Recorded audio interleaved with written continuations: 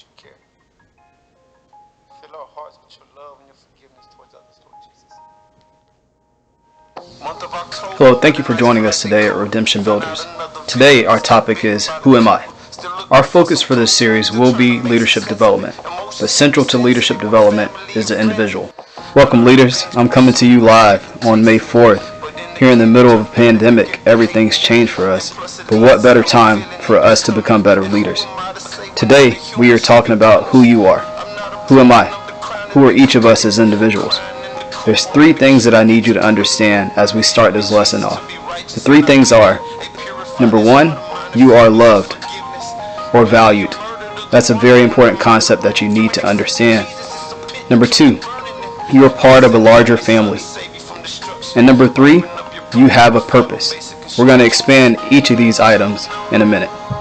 As we build our foundation, I need you to understand that you are loved or valued. Number one, you're loved by the Creator of the universe. And if you can't subscribe to that thinking, I'll bring it to you from philosophy. Humanism, you are valued as an individual or collectively as a human being. We all are valued, and if you don't understand this, you'll go a long way with a huge void in your leadership toolkit. You need to understand that you're loved.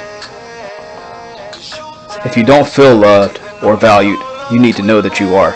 If nobody's ever told you, I love you, I value you, I understand who you are in the scheme of things, and I know that you have extreme value to this world. Whether you're a leader in training or an experienced leader, you need to understand that you are loved and that you are valued. Secondly, you are part of a larger family. Aristotle is quoted saying, "The whole is greater than the sum of its parts." Jesus even says that the church, his church, has many parts, but it's one body. I've been reminded numerous times that I'm not an island. I know that each of us produce better outcomes when we work together collaboratively as a team. In my first point, I reminded you that you have value and that you are loved. But you're not just valued as an individual, you're even more valuable within the unit of a team. Whatever your goal is, I'll tell you that a team will move the needle much faster than you can by yourself. The last point I need you to understand is that you have purpose. I read and listen to a lot of Miles Monroe, Dr. Miles Monroe, and he talks a lot about purpose. He teaches about it, and he gives some of the best illustrations. He goes to the Bible and he talks about how God tells us to be fruitful.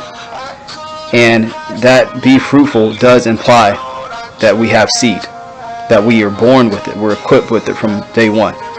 So if we have seed, being fruitful means that the world needs our seed in fruit form. It doesn't need a seed itself, it needs the work to be done on it.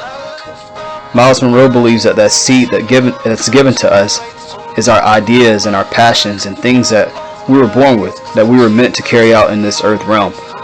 And a lot of us are afraid to step into that zone, but we need to because it's going to benefit everybody else. You have purpose. Your purpose multiplies your value. It multiplies your value as an individual and your value within a team. Take time and digest this. You are loved and valued. You are part of a larger team. And lastly, you have purpose.